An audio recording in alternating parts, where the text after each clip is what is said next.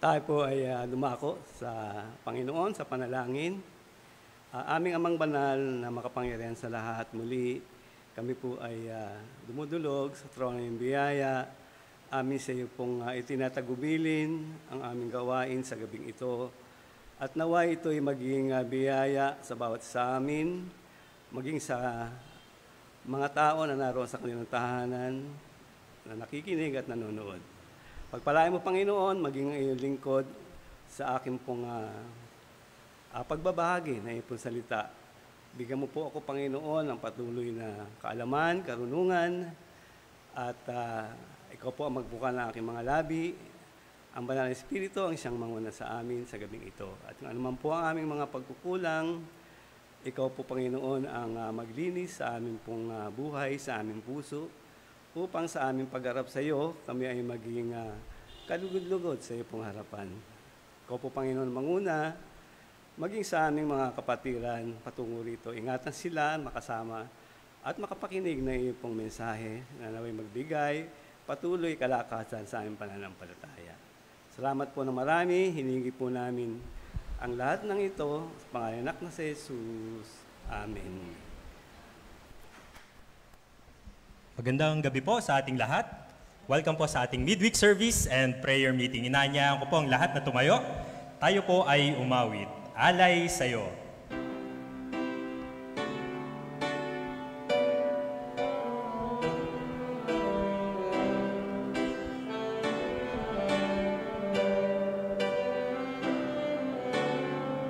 Tanging hangad ko'y makapiling ka. Mukha mo'y mamasdan.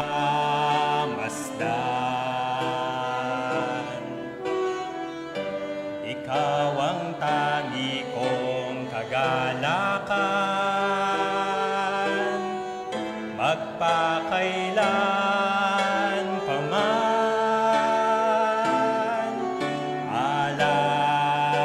sa'yo ay pagpupuri, walang tumbas na pagsamba. Ikaw lamang ang tanging daan, ikaw lamang ang susundan. Sa kaguluhan ng puso ko, ikaw lang ang tugon. Wala nang takot sa piling mo, apaw ang biyaya mo. Alay sa'yo ay pagpupuri, walang tumbas na pagsamba. Ikaw lamang ang tanging daan, ikaw lamang ang susundan.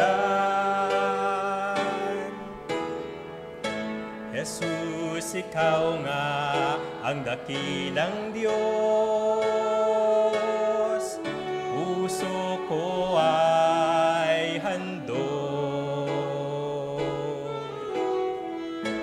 Gawin mo lamang na iyong lingkod, kagala kay lubos. Alay sa'yo ay pagpupuri, walang tumbas na pagsamba. Ikaw lamang ang tanging daan, ikaw lamang ang susundan. Ikaw lamang ang tanging daan, ikaw lamang ang susundan.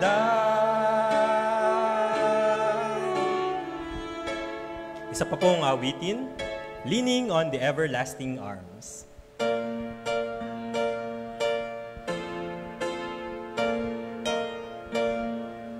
What a fellowship, what a joy divine, leaning on the everlasting arms.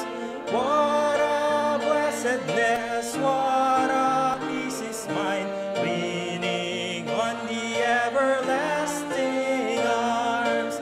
Leaning, leaning, safe and secure from all alarms. Leaning, leaning, leaning on the everlasting arms. Oh, how sweet to walk in this pilgrim way, leaning on the everlasting arms. Oh, how bright the path grows from day to day, leaning on the everlasting arms. Leaning, leaning, safe and secure from all alarms. Leaning, leaning, leaning on the everlasting arms. What have I to dread? What have I to fear? Leaning on the everlasting arms.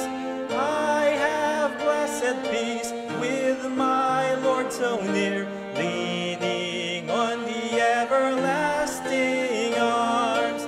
Leaning, leaning, safe and secure from all alarms. Leaning on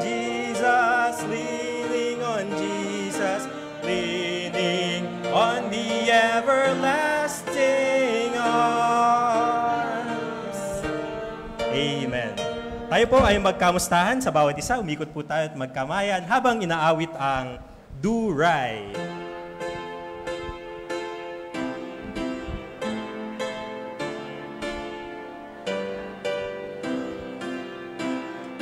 Right is always right, and wrong is always wrong, and we must learn to separate the two. If you love the right, the Lord will give you light, so seek the right in everything you do.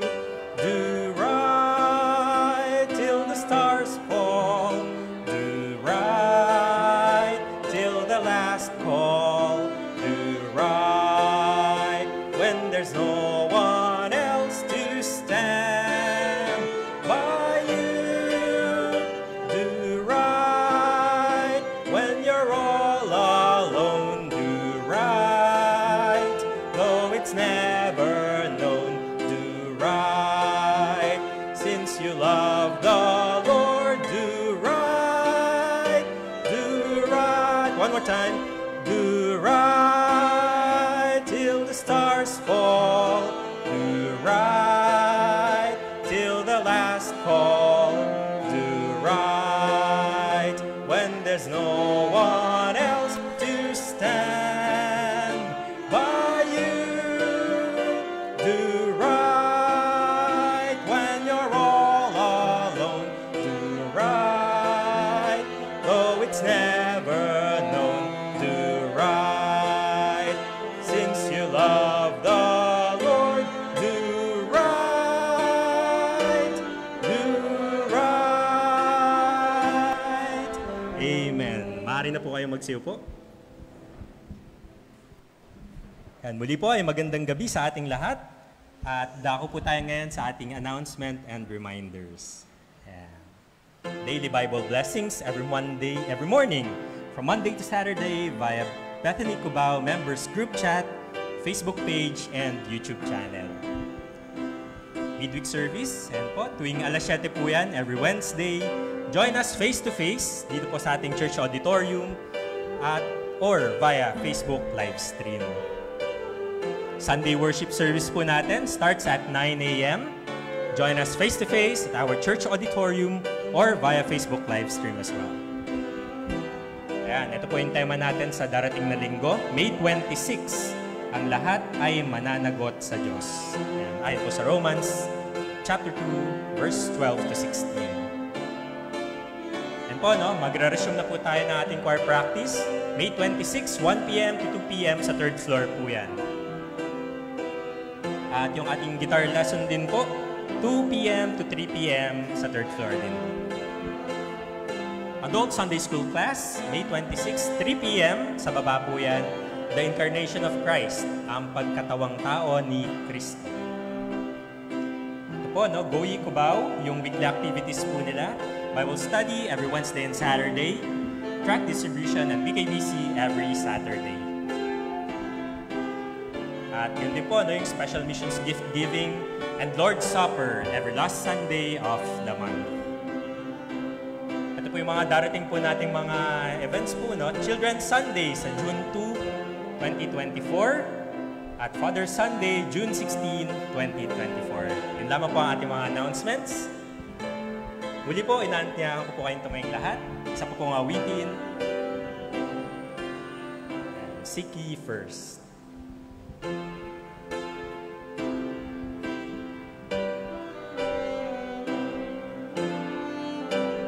Seek ye first the kingdom of God and His righteousness, and all these things shall be added unto you.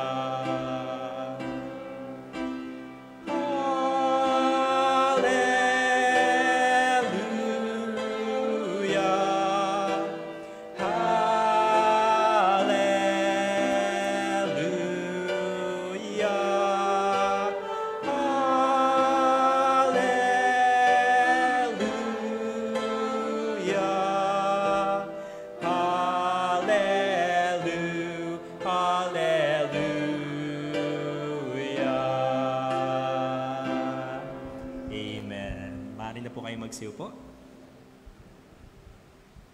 At para po sa pag-aaral ng salita ng Diyos, tawagin po natin Deacon Conrado Castillo.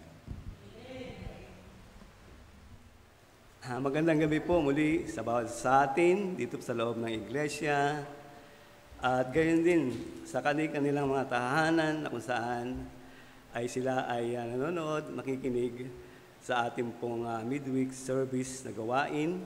At sa ating pong pag-aaral ay dadako po tayo sa isang talata dito po sa John chapter 13. Kabisado na po natin to, na parati natin pong napakinggan ang mga talatang ito. No? John chapter 13, verse 7. Ang pamagat po ng ating o paksa natin ay malalaman pagkatapos. At kung nariyan po kayo, inayayahan ko po kayong tumayo at sabay-sabay po nating basahin ang talatang ito sa John chapter 13 verse 7. Okay? Handa po? Basa. Sumagot si Jesus at sa kanya'y sinabi, ang ginagawa ko hindi mo nalalaman. Dapat maunawa mo pagkatapos. Tayo po manandaliang dumulog sa Panginoon. Humingi ng gabay, unawa sa mga talata natin pong pag-aaralan. Aming Amang Banal, muli sa iyo ang kapuri at kaulatian sa gabing ito. Dalangin po namin na ikaw po ang kumilos sa aming mga puso. Lalo na po sa aking pagbahagi ng iyong salita, naway ito ay maging daluyan ng biyaya pagpapala sa bawat isa.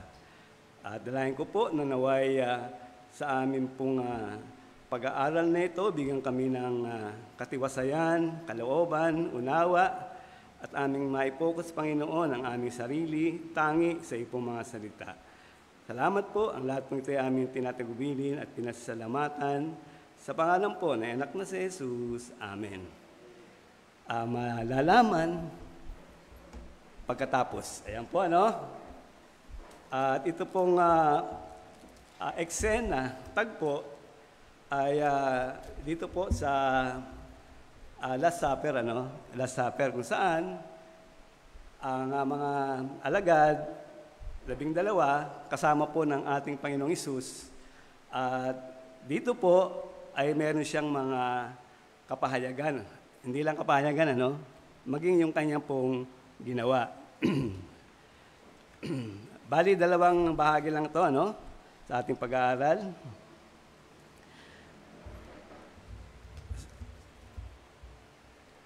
Ako po ay lubos na humahanga, ano? Sa maraming mga magulang na nagsasakripisyo para sa kapakanan ng kanilang mga anak, ano? At ang iba ay napapalayo pa, di ba? Nag-iibang bansa para kumita ng malaki-laki, maibigay yung maayos, maganda, at mga pangangailangan ng kanyang pamilya. Napakaganda po, ano?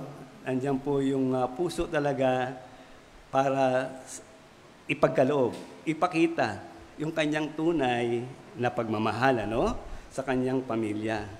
Na dangan lamang po kuminsan, yung mga anak, ano, hindi masyadong pinapahalagahan yung mga ginagawa ng kanilang mga magulang. Ang sa kanila, maibigay yung mga pangangailangan sa araw-araw at yung mga kalayawan na gusto nila. At sa atin pong pag-aaral ay sabi ko nga, ito isang tagpo doon sa Last Supper, kausap ng Panginoon ang kanyang 12 alagad. At dito po sa unang bahagi, bali iduduktungan ko lang yung yung paksa, sabi, malalaman pagkatapos, number 1, ang halimbawa ni Jesus. At sa verse 7, sabi nga diyan, sumagot si Jesus at sa kanya'y sinabi, ang ginagawa ko ay hindi mo nalalaman ngayon. Dadapwat, maunawa mo pagkatapos. Nakita nyo, mga alagad, kausap ng Panginoon, hindi nila maunawaan ang kanyang sinasabi. Pero mamaya makita natin kung paano ito ika nga nila naunawaan sa mga darating na mga talata o sa paksa. At sa 15, sabi nga ay, sapagkat kayo'y binigyan ko ng halimbawa upang gawin naman ninyo ayon sa ginawa ko sa inyo. Kung titingnan natin, kabaliktaran ito ng takbo ng mundo, takbo ng pamahalaan. Dahil yung mga pinuno, ika nga, sila yung sinusunod. Hindi sila yung naglilingkod. Di po ba? Kaya makikita natin maging sa pinakamababang katungkulan sa barangay, nag-aagawan ng posisyon o pwesto. Kasi nandyan ika nga yung karangalan, hindi lang karangalan. Alam na natin kung ano pa yung iba, yung mga na benepisyo para sa kanila. Sabi nga, kayo binigyan ko, sabi ng Panginoon, ng halimbawa, upang gawin naman ninyo ayon sa ginawa ko sa inyo. At dito kasi, makikita natin, sa unang bahagi, siya ay nagpakababa.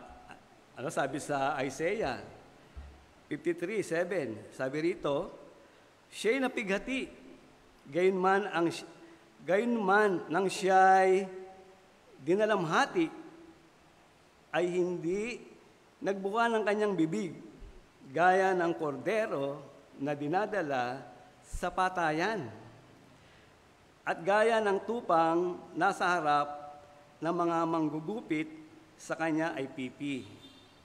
Gayon may hindi niya binuka ang kanyang bibig. Talagang willing yung kanyang pagsunod sa kanyang ama. Yun po yung kanyang layunin kasi may layunin ang Panginoon sa kanya. Unang-una nga siya yung magdadala ng biyaya sa atin sa mga makasalanan. At isang pagkakataon para sa atin na makamit ang kaligtasan. Kaya po, siya ay sumunod sa kalooban ng kanyang ama. At maging sa Old Testament pa, di ba? Ito po yung prophecy, hula, patungkol sa ating Panginoong Hesus. Kita nyo, nung siya ay dakpin, hanggang doon siya ay parusahan, hagupitin, at kung ano-anong mga sakripisyo ang ginawa sa kanya. Hanggang doon sa krus ng Kalbaryo, pagkapako sa kanya. Lahat po yan, ika nga ay dinala niya. At gayon din po, na sa John chapter 13 ay makita rin po natin, verse 4, 5, at saka sa 14. Sabi sa John 13, verse 4, sabi rito, ay nagtindig, sabi siya rito, sa maghapon, at itinabi ang kanyang mga damit, at siya'y kumuha ng isang tuwalya, at ibinikis sa kanya. Kita po nyo, kumuha siya ng tuwalya, ibinikis, nagubad siya. At makikita po natin, na alala natin siguro, nung bagong upo, ng ating Pangulong Rodrigo Duterte, talagang yung manggas, di ba? Kita siguro niyo yun, yung manggas ng kanyang damit, tinupi niya. Ano pinakikita rito? Na siya ay maglilingkod. Na siya ay gagawa para sa bayan. Parang ika nga pinakikita niya na ako'y magsasakripisyo para sa kapakanan ng nakararami.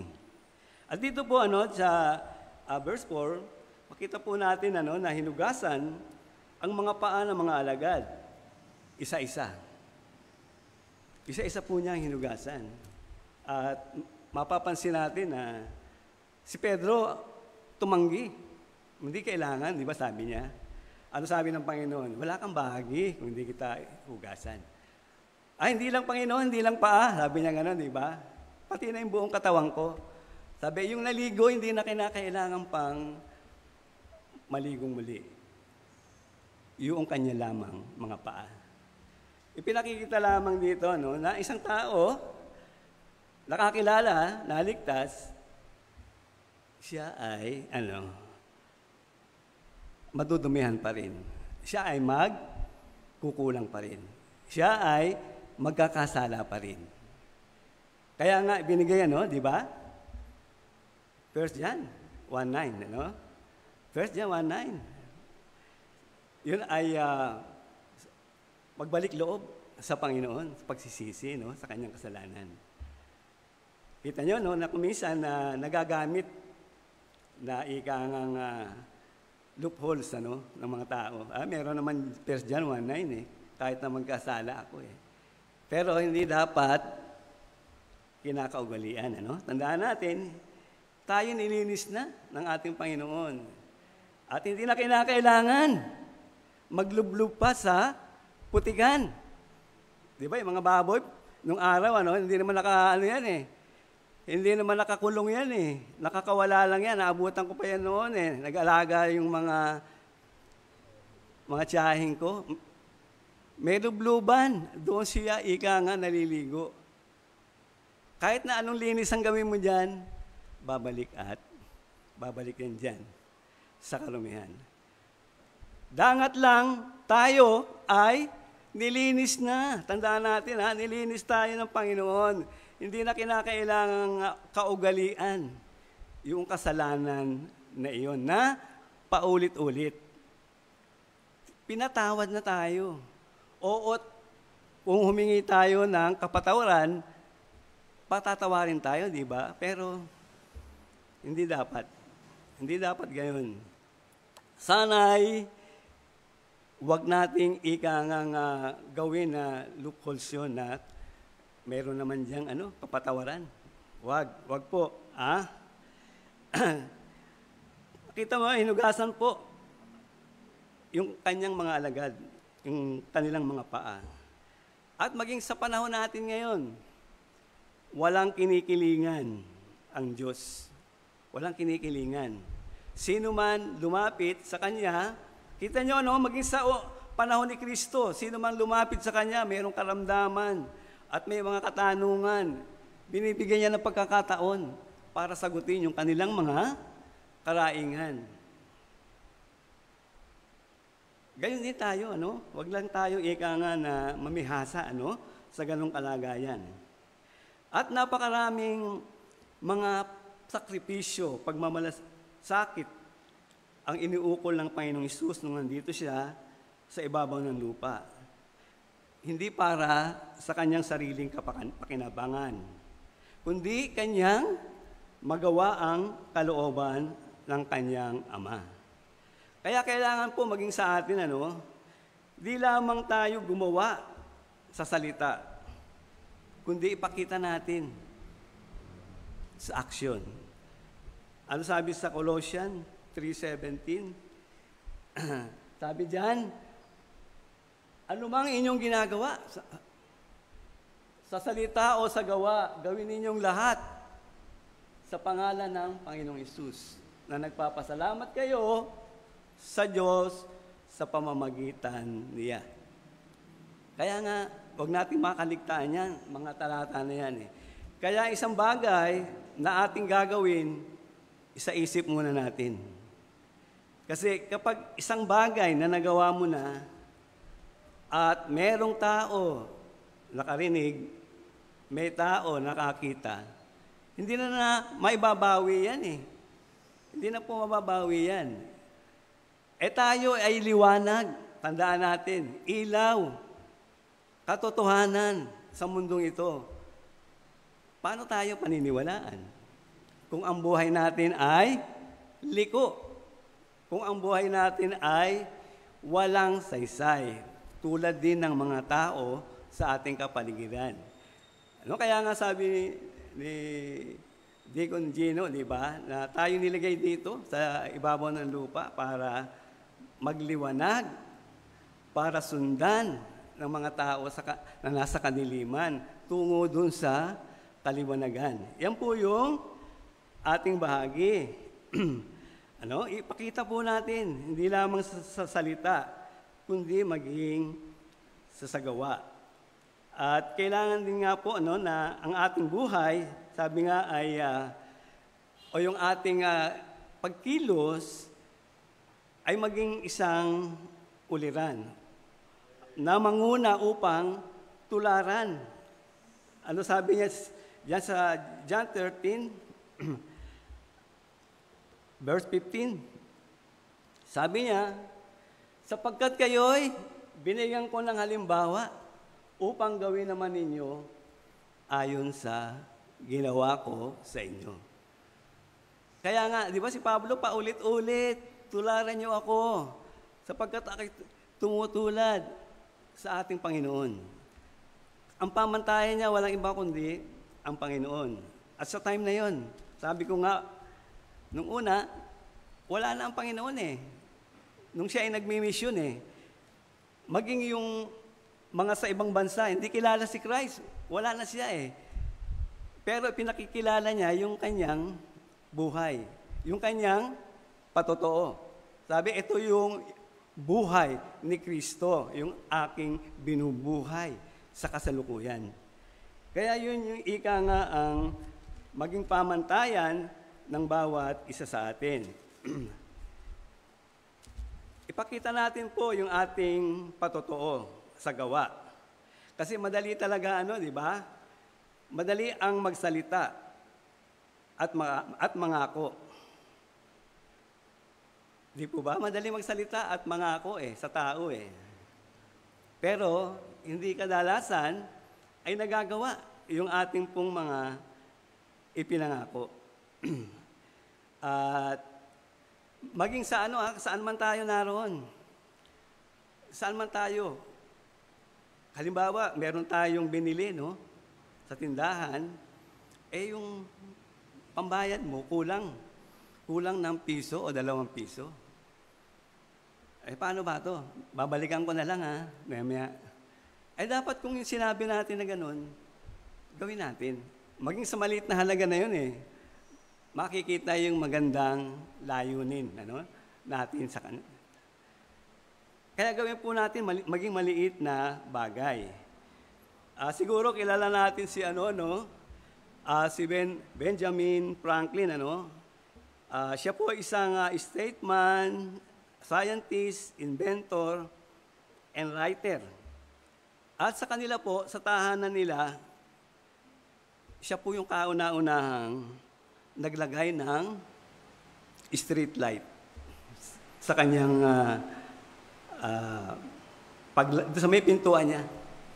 At alam niyo, yung kanyang kalye na gano'n, diretso, unti-unti, nagkaroon din sila ng ilaw sa gabi. Kita niyo yung pamantayan, Kaya, hanggang sa panahon natin ngayon, kita niyo, may pakinabang, ilaw, liwanag. Maging sa trabaho, di ba? Kahit ang trabaho ngayon, tuloy-tuloy. Tuloy-tuloy ang trabaho. By shifting. 24 hours, di ba? Tuloy-tuloy po yan. Kada isang shift, 8 hours. Kaya, napakahalaga po sa atin na magliwanag. Magliwanag po tayo sa paningin ng mga tao. Hindi lang sa ating mga kapatiran, Hindi lang sa ating mga kasambahay. At meron nga pong isang tao na nag-apply ng trabaho sa isang opisina. Di ba meron niyang mga yung tinatawag nating resume, di ba? Nakalagay doon kung sino siya, sa anong pangalan, kung ano-ano, di ba? Tapos sa bandang uli, merong doon na nakalagay, sino ba ang pwedeng matawagan? Sandali na, kasi sa panahon ngayon, di ba? Parang tawag natin dyan? Yung mga chinecheck. Kunyari, kumuha ka ng isang motor, merong mag-check sa bahay, sa mga kapitbahay. Ngayon, doon sa nakita niya, doon sa resume niya, sabi, Sir, napakaganda nitong mga mo yung mga tao na iniligay mo dito. Mga kapatiran mo, pastor, ayan, maganda yon. Pero sana, sabi niya gano'n, yung tao na kasama-sama ka araw-araw. Ibig sabihin, yung mga tao na yon ay araw-araw alam yung buhay mo. Yun yung ika nga sa atin, kahit saan tayo naroon, dapat makita yung magandang liwanag, patotoo sa ating buhay. Sa school man tayo, trabaho, o saan man lugar, tayo ay naroon. Maging sa ating tahanan, sa ating kapitbahay. Nakikita po tayo. Kailangan po natin yan, Kaya nga po, kung si Jesus ay ating modelo ng mga mananampalataya, hindi ba marapat na tayo ay sumunod sa kanyang halimbawa upang magawa natin ang kalooban ng Diyos? Kasi siya yung sinugo ng Diyos. Siya yung pamantayan. Siya yung halimbawa na dapat nating sundan. Yung kanya pong pinagdaraanan sa pamagitan ng kanyang salita na iniwan sa atin. Yan po yung kailangan natin. Kaya nga napakahalaga yung pag-aaral, pagbubulay-bulay, salita ng Panginoon. At dito, makikilala natin ng lubusan ang ating Panginoon. Basahin po natin. Kaya nga sila pastor, di ba? Sila mamda at sino-sino pa mga ating mga kapatiran dyan na patuloy na hinihingi, pinapanawagan sa atin pag-aralan, basahin ang Biblia. Kaya sa atin po ang pagdidisiplina lang. Magkaroon tayo ng oras para magawa natin na malaman ang kalooban ng Diyos sa bawat isa sa atin. Yan po yung kailangan natin, At pangalawa po, malalaman pagkatapos ang pagsunod kay Jesus. Malalaman pagkatapos ang pagsunod kay Jesus. Sabi nga dyan sa John chapter 13, verse 7, di ba? Sabi dyan, sumagot si Jesus at sinabi sa kanya, at sa kanya'y sinabi, ang ginagawa ko hindi mo nalalaman ngayon. Dadapwat mauunawa mo pagkatapos. Kaya para tayong ika nga nakatingin sa isang lugar na hindi natin lubos na maaninag kung ano yung sa kabila. Kung babasahin natin yung pag-aaralan natin, yung mga Israelita, sa kanila pong paglalakbay, patungo sa Promised Land. Nandun na lahat, di ba? Yung mga pangangailangan nila.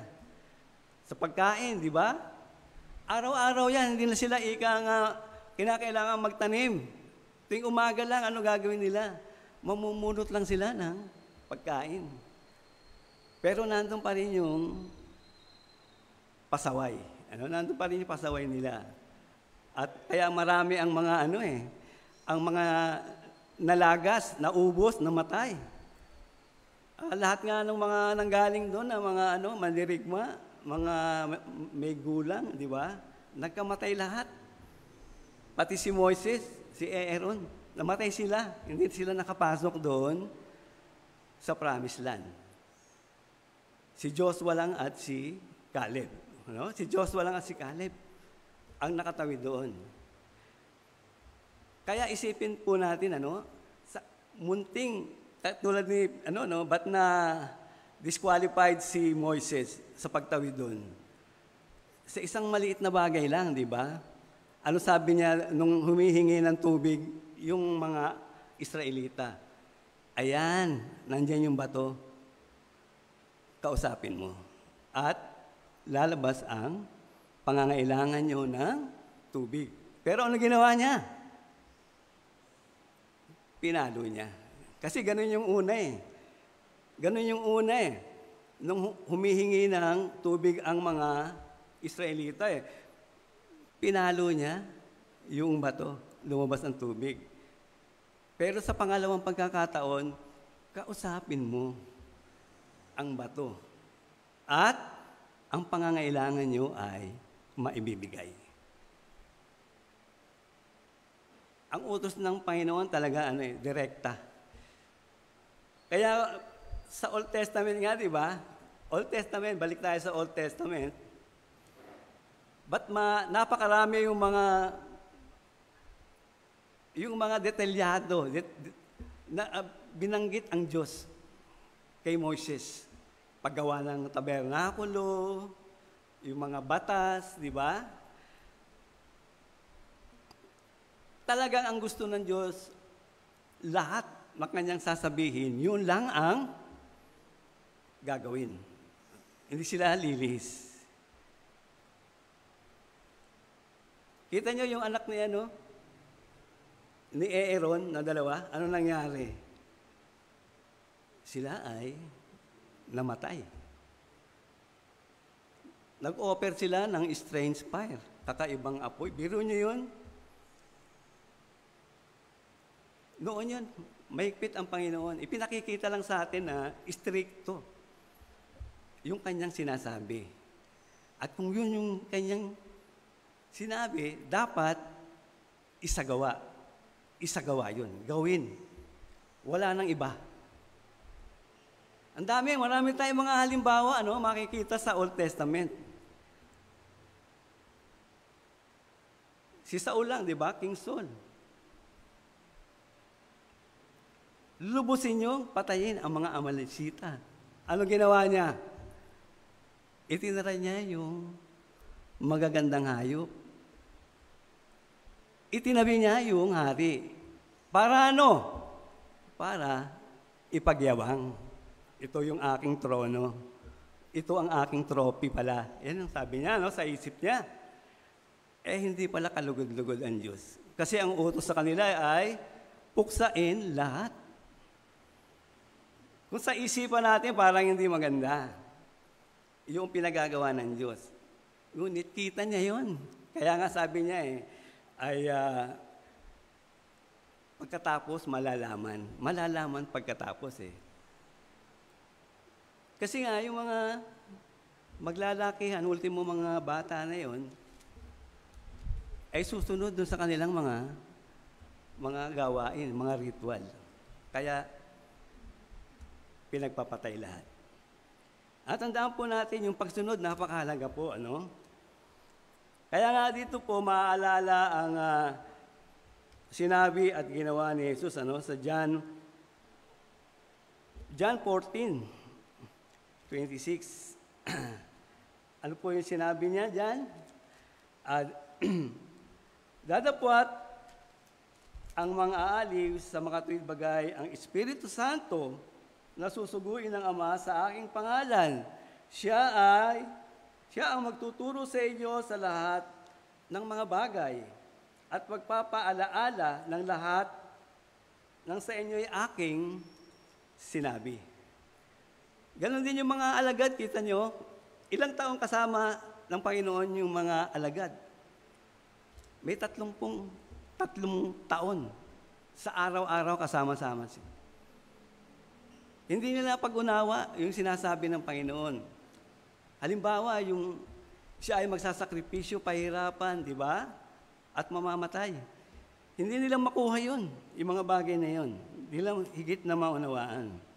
Yung mga tao, pag-akit niya sa Jerusalem, yung tinatawag na triumphal entry sa Jerusalem. Sabi nga dito sa John 12, verse 16, sabi niya dyan, ang mga bagay na ito ay hindi na pag-unawa ng kanyang mga alagad sa pasimula. Ngunit nang si Jesus ay maluwalhati na, nabuhay na maguli, ay sa kanilang naalala ang mga bagay na ito, ay sinulat tungkol sa Kanya at kanilang ginawa ang mga bagay na ito sa Kanya. Nung muling nabuhay, no, alala lang nila yung sinabi ni Jesus Christ. Kaya mahalaga, no? Hindi lang tong New Testament binabasa natin eh. Merong bahagi ang Old Testament sa ating buhay. Merong bahagi po yan. Hindi lang basta isinulat yan, hindi lamang New Testament.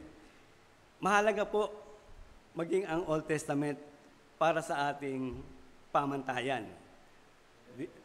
Kaya nga sabi ni di ba, ni Pablo, dito po sa John, wala po diyan wala diyan sa John Romans 15:4. Ano po yung binabanggit diyan? Sabi diyan, sapagkat ang anumang mga bagay na isinulat ng una ay nangasulat dahil sa ikatututo natin upang sa pamamagitan ng pagtitiis at pag-aliw ng mga kasulatan ay magkaroon tayo ng pag-asa. Kaya nandiyan po yan, Old Testament. Kung titingnan natin ang buhay ni Haring David, di po ba? Siya ay magandang halimbawa ng isang kumikilala sa Panginoon. At siya ay pinakamalapit sa puso ng ating Panginoon. Ngunit, siya rin ay nalihis, lumiko. Kita nyo, Pero, ang Panginoon hindi nagpabaya. Binigyan siya ng palo. At gumulo yung kanyang pamilya. Yung bagay na yun ay isang masasabi ko na para sa atin ay babala. Kung nangyari yan kay David, sa atin ay pwedeng mangyari. Di ba?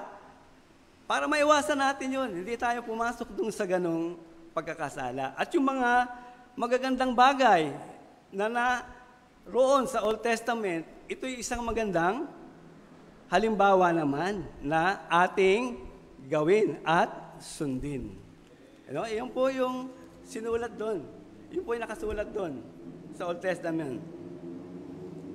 Kaya nga po na sa ating buhay, napakahalaga na wala tayong ibang direksyon na tatahakin, kundi tangi, nagmumula lamang sa kanyang salita. Tandaan po natin yan. At sa kabila naman po ng ating pagsunod, ay mayroong pag-uusig. Mayroong pong pag-uusig. Mayroong pag-uusig sa John 15:20. Sabi rito, alalahanin ninyo ang salitang sa inyo ay aking sinabi. Ang alipin ay hindi dakila kaysa kanyang Panginoon. Kung ako'y kanilang pinag-usig, kayo man ay kanilang pag-uusigin. Kaya lahat ng sumusunod sa ating Panginoong Hesus ng may katapatan at pagsasakripisyo, katulad ni Pablo. Kita nyo ano naging buhay ni Pablo? Siya ay naging isa ring martir. Pero hindi lahat, Hindi lahat ganun ang kalalagayan ng sumusunod sa Kanya. Hindi po lahat. Ngunit lamang, yung pag-uusig. Sabi nga sa John 16, 1 to 4. Sabi niya dito si Kristo nagsalita nito, no? John 16, 1 to 4. Sabi diyan, ang mga bagay na ito ay aking, alalahanin niyo ang salitang sa inyo ay aking, ang mga bagay na ito ay aking sinalita sa inyo upang kayo'y wag mga tisod. Pinaalalahanan kagad sila kasi may darating na mga pag-uusig. Sa verse 2, sabi doon, kayo'y palalayasin nila sa mga sinagoga. Oo, dumarating ang oras na ang sino mang pumatay sa inyo ay aakalaing naghandog siya ng paglilingkod sa Diyos. Sa verse 2 na ito, ano maaalala natin dito sa New Testament, sa Gospel?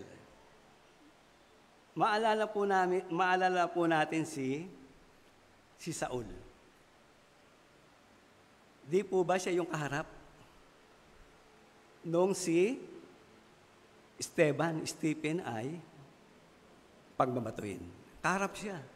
Akala niya yun ay tama dahil sa kanyang pagsunod sa kanyang reliyon, sa Judaism. Iyon, eksakto, nangyari, sa buhay ni Pablo. Sa verse 3, sabi, at ang mga bagay na ito'y gagawin nila. Sabi rito, sapagkat hindi nila nakikilala ang Ama, ni ako man. Kasi sa time na yon, ang mga Pariseo, pamantayan nila? Kautusan? Tinuturo nila. Matthew 23, Pero hindi ipinamumuhay. Ano yung pinangahawakan nilang aral? Yung mga sabi-sabi. Yung mga kaugalian ng kanilang mga ninuno. Hindi yung utos ng Diyos. Magaling sila. Kabisado ang law, kautusan. Meron sila ditong mga nakatali sa kanilang noo, sa kanilang mga braso, na kung saan yun ay kabisado nila. Yung mga Old Testament books. Alam nila yung kabisado nila. Ngunit hindi nila ipinamumuhay. Kaya sa atin po, hindi lang tayo hindi masama na tayo ikay mag-aral, alamin kalooban ng Diyos. Ngunit dapat, una sa lahat, makita sa buhay natin yung ating inaaral. Makita po sa buhay natin yun. Kaya nga sa verse 4 sabi niya, dadapot ang mga bagay na ito'y sinalita ko sa inyo upang kung dumating ang kanilang oras ay inyong mga alaala kung paanong sinabi ko sa inyo at ang mga bagay na ito'y hindi ko sinabi sa inyo buhat pa ng una sapagkat ako'y sumasa inyo. Kita nyo, napakahabang panahon, taon, sa araw-araw kasama ang mga alagad. Pasok dito, labas dito. Hindi nila maunawa. Ngunit yung time, nung wala ng Panginoon, di ba?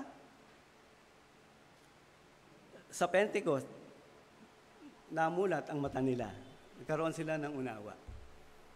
At naalala nila yung mga bagay na sinasabi ng mga talata sa Biblia.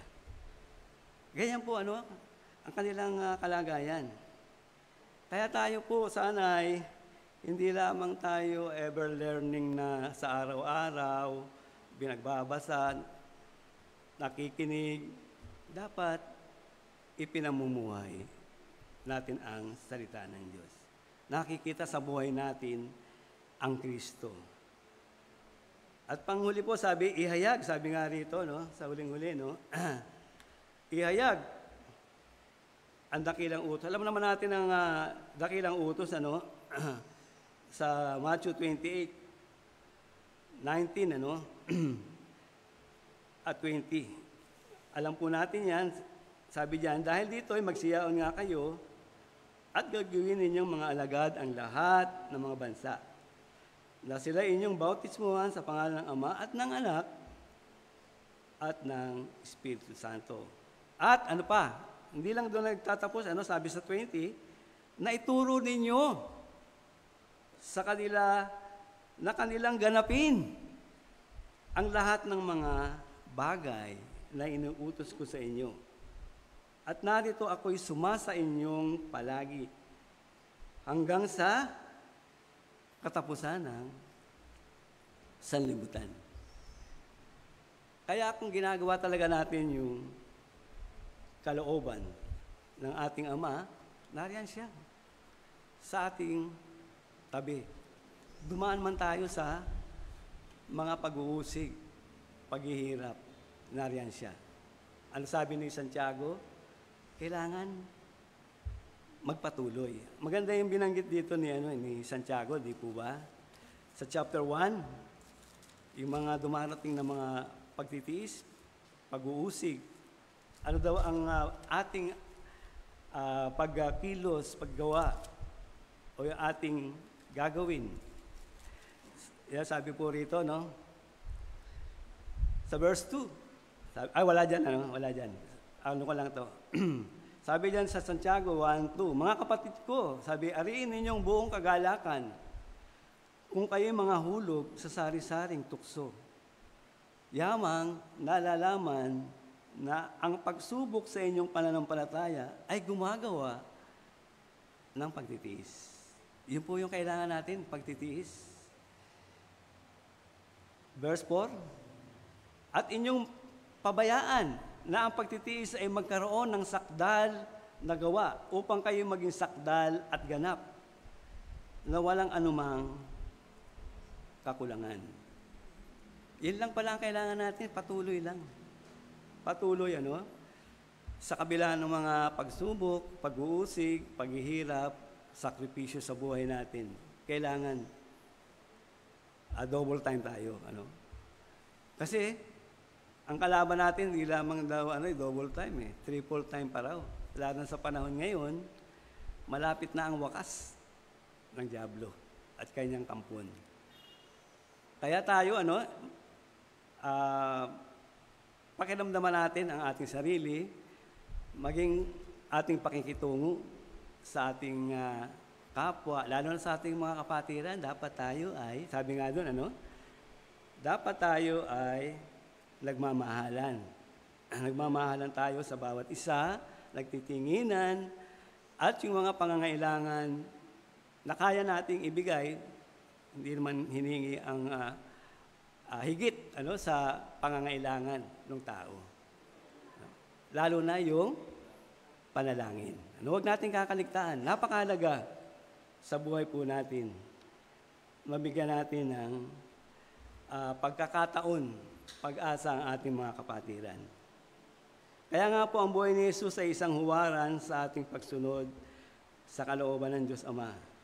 Kaya pag-aralan at tularan ang halimbawa na iniwan sa atin mula sa kanyang salita at gawa na nakatala sa gospel books. Pag-aralan natin maigi yan.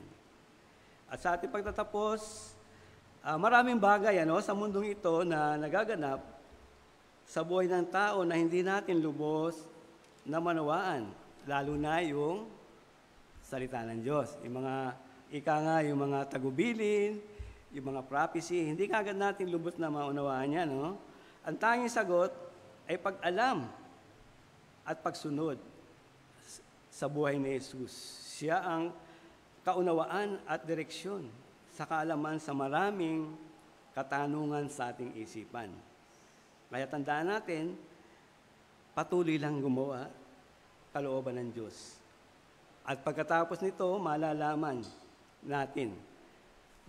po natin sa bandang huli ang kanya pong layunin sa ating buhay.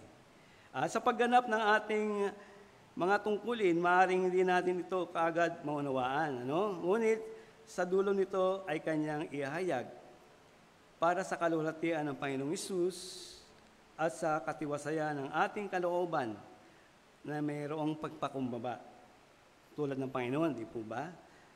Sa lahat ng uri ng mga tao sa ating paligid. Kasi mga tao, di ba?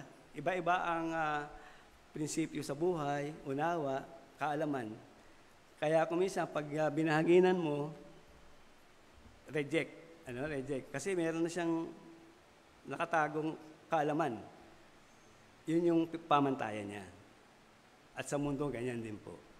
At tayo, bilang ilaw, liwanag, ay patuloy lang tayo. Masigit pa dapat yung ating ginagawa sa kasalukuyan. Patuloy lang. Tayo po'y manalangin. Ama, salamat po sa oras na iyong kaloob. Salamat sa iyong mga paalala mula po sa iyong salita na ito po'y aming gawin, ganapin sa tuwina at sa gayon ay maging kalugod-lugod kami sa iyo. Bagamat hindi po namin maunawaan sa kasalukuyan ang kahinatan nito, ang wakas nito, ngunit meron magandang resulta kung patuloy na kami ay gagawa, susulong para sa iyong mga gawain. Pagpalain mo, Panginoon, bawat isa, maging sa kanilang mga tahanan.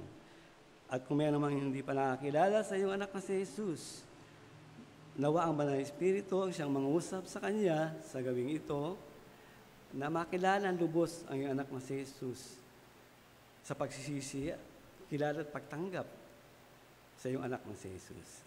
Ama, maraming salamat po sa gabing ito. Gabayan mo pa kami, samantalang kami ay narito at patuloy na papasakop sa iyong kalooban. Lahat po ito ay aming dalangin. Pangalan ng anak ng si Jesus. Amen. Tayo po dadako sa ating pagbibigayan. At basahin ko po ang mga talata dito po sa mga gawa. Chapter 20, verse 35, sabi rito, nagbigay halimbawa ako sa inyo sa lahat ng mga bagay na sa ganitong pagpapagal ay dapat kayong magsisaklolo sa mahihina at alalahanin ang mga salita ng Panginoong Hesus na siya rin ang may sabi, lalo pang mapalad ang magbigay kaysa tumanggap. Tayo po'y manalangin para sa ating offering. Aming Amang Banal, salamat po sa iyong mga biyaya, pagpapala sa araw-araw na pinagkakaloob sa amin upang kami, Panginoon, ay magkaroon sa aming pong mga tahanan, sa lahat po ng aming mga pangangailangan, at aming maibahagi rin sa iyo, Panginoon, ang iyong bahagi sa aming tinatangkilik. At dalayan nga po namin, pagpalain mo po ang bawat isa sa amin, maging sa maliit na halaga na aming maibigay, ay magkaroon kami ng katuwaan, kagalakan sa aming puso. Sa iyo po ang kapurihan at kalulatian, Panginoon, sa oras na ito, sa pangalan ni Kristo Jesus. Amen.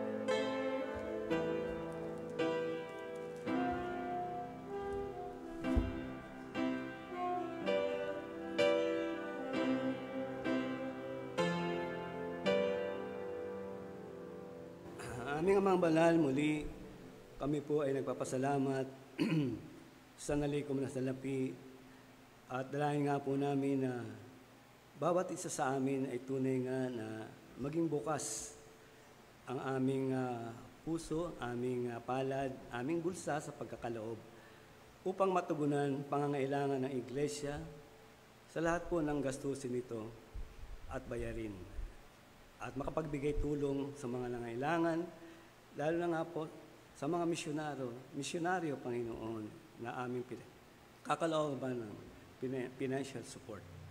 Salamat, Panginoon, sa bawat isa at dalayan ko po na bigyan ng patuloy na lakas, kalusugan, kasiglahan, ang kanila pong pisikal na pangatawan, magawa at magampanan ang tungkulin sa araw-araw na gawain.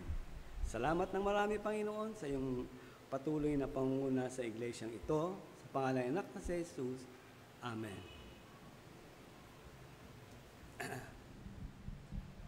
Muli po tayong tumayong lahat para po sa pangwakas na awitin,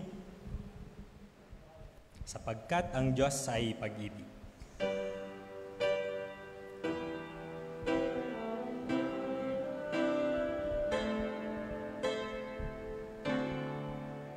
Pag-ibig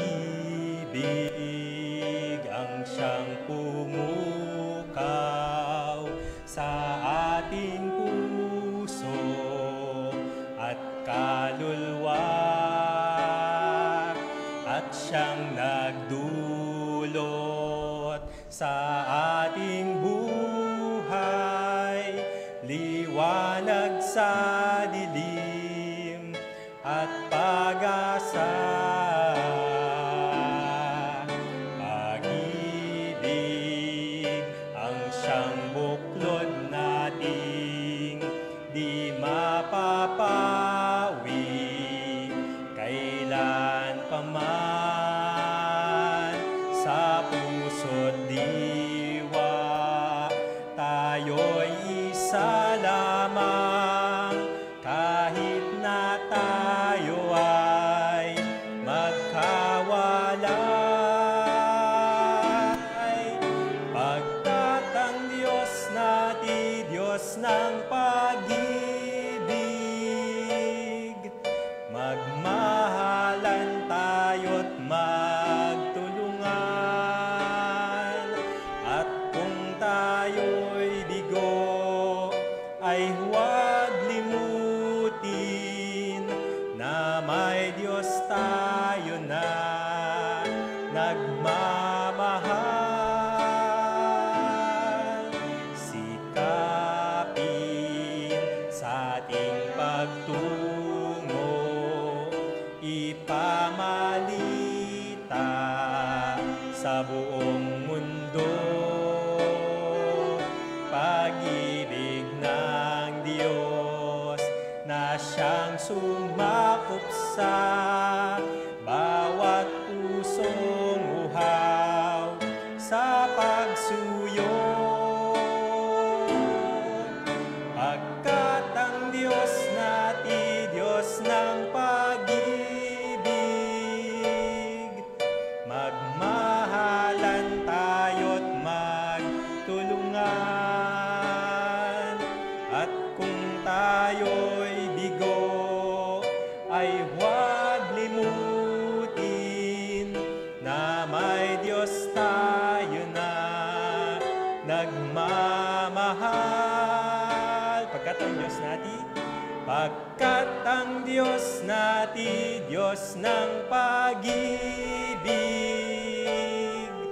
magmahalan tayo't magtulungan,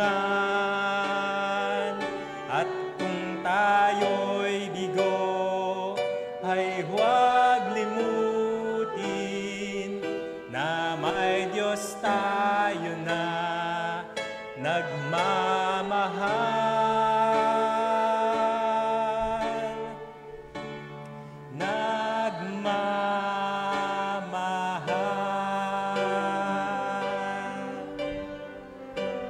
Amen.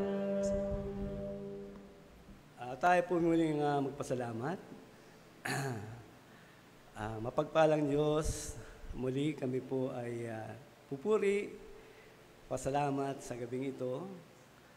Tunay nga na ang iyong salita ay isang gabay, liwanag sa aming pong buhay upang magawa ang iyong kalooban.